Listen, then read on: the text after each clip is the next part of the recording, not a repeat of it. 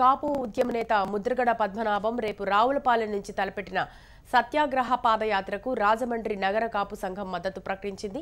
పాదయాత్రలో కాపు సోదరులంతా పాల్గొనాలని నిర్ణయించింది. ఆయనకు సంఘీభావం ప్రకటించారు కాపు సంఘం అధ్యక్షుడు ఆకుల వీర్రాజు. మరోపక్క తూర్పుగోదావరి జిల్లా వ్యాప్తంగా కాపు నేతలను పోలీసులు గృహ నిర్బంధం చేశారు. జిల్లాలో 144 సెక్షన్ అమల్లో ఉన్నందున పాదయాత్రకు అనుమతి ఇవ్వబోమని పోలీసులు తేల్చి చెప్పారు. పోలీసుల తీరుపై కాపు నేతలు మండిపడుతున్నారు.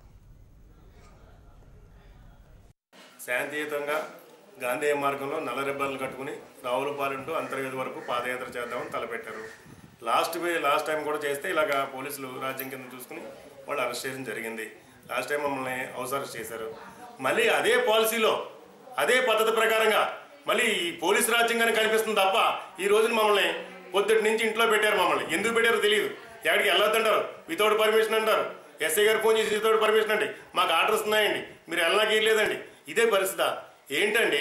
ఎక్కడదండి రాజ్యం? హైదరాబాద్